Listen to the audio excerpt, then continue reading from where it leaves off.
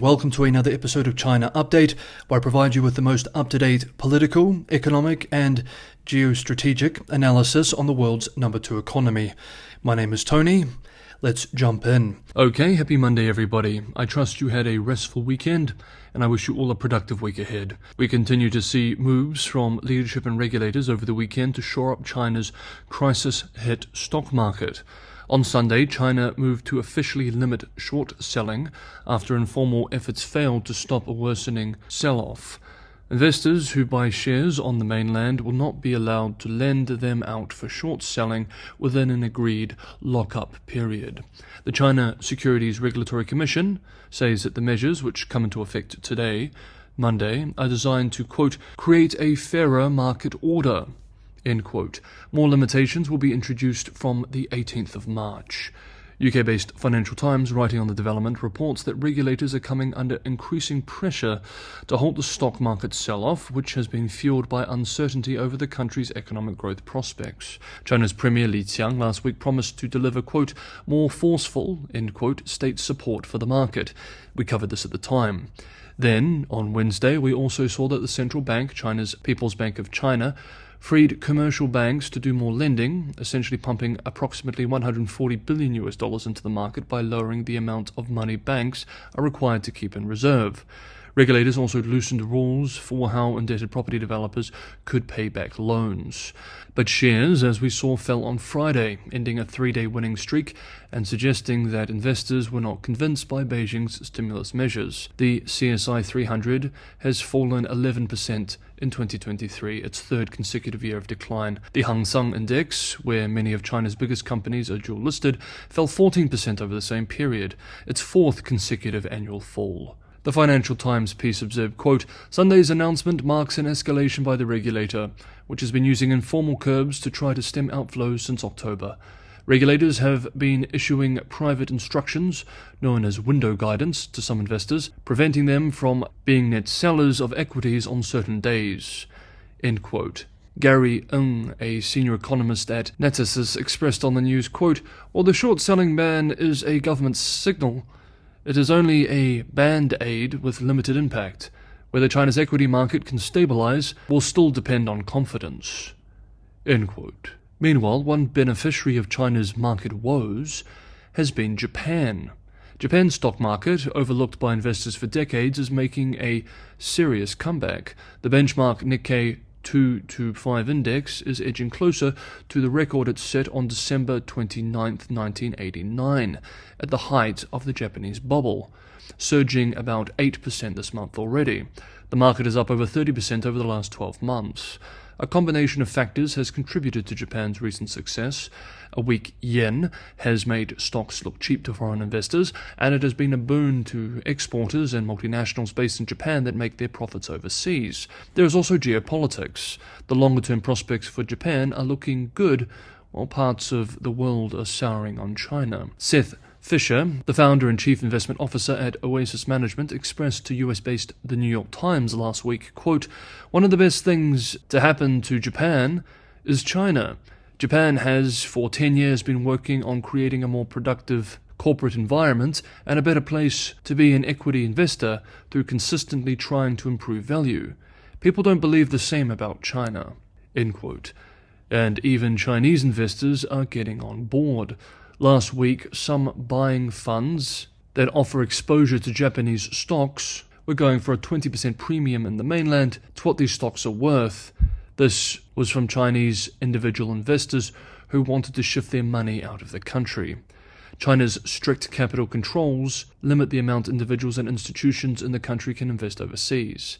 That is one reason ETFs traded inside China that allow exposure to foreign markets are popular. But investors need to pay the premium. An exchange-traded fund launched by China Asset Management Co. traded at a 14% to 20% premium to its indicative net asset value over the first 3 days of last week. US-based Bloomberg, reporting on this, explains that, quote, the frenzied buying of Japanese and US ETFs is a sign of how tough it will be for authorities to shift investor sentiment in a stock market that is mired in a years-long slump. End quote. 4 China-listed ETFs tracking Japan's Nikkei 225 index recorded about $3.3 billion in trading volume last week, almost hitting a new record. Chinese investors have also flooded into ETFs tracking the US stock market.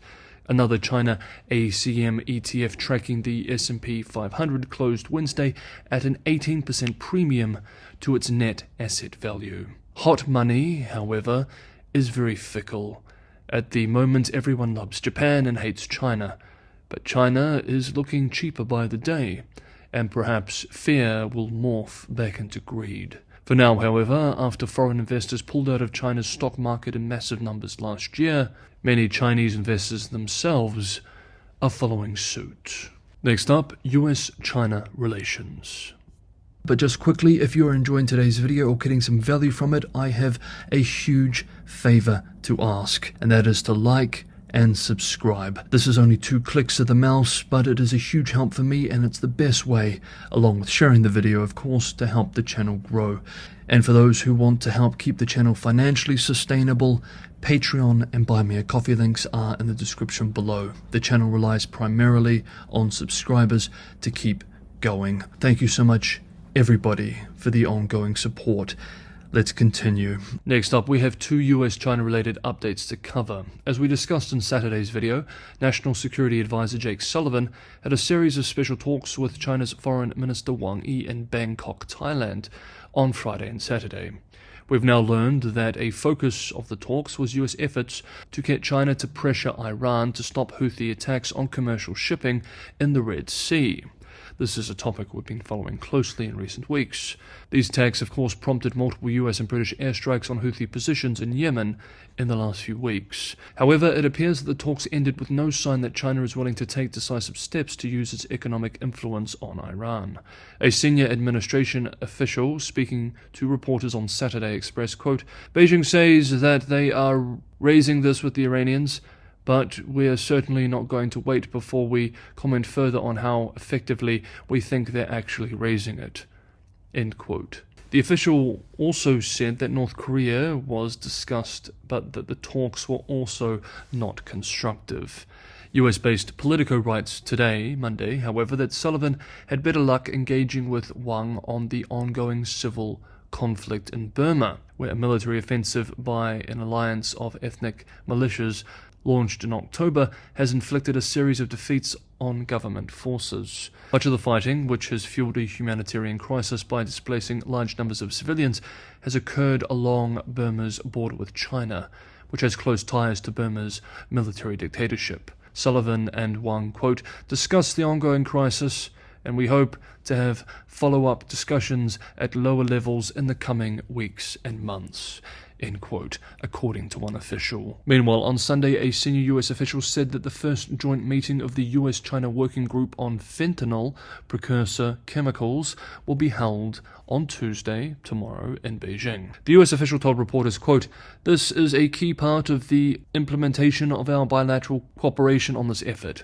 end quote. According to a statement from the National Security Council spokesperson, the Deputy Assistant to the President and Deputy Homeland Security Advisor Jen Daskal will lead the US delegation. The US has said that China is the primary source of the precursor chemicals synthesized into fentanyl by drug cartels in Mexico, a claim China denies. In their talks in San Francisco in November of last year, Xi promised Biden that his country would do more to stem the flow of these precursors. China has started some conversations with Mexico about the issue too, the US official said on Sunday, adding, reports UK-based Reuters, quote, "It is really important that this is a bilateral issue," end quote. So, as we can see over the last several weeks, while US-China relations remain historically tense and competition and mistrust will continue, at least there is some communication and bilateral talks and guardrails in place. Hopefully this will be enough to prevent these two giants from drifting into kinetic conflict. This will be a critical year to follow on this front. Okay, that is today's episode of China Update. Thank you so much everybody for watching. Have a wonderful Monday, and I will see you all tomorrow.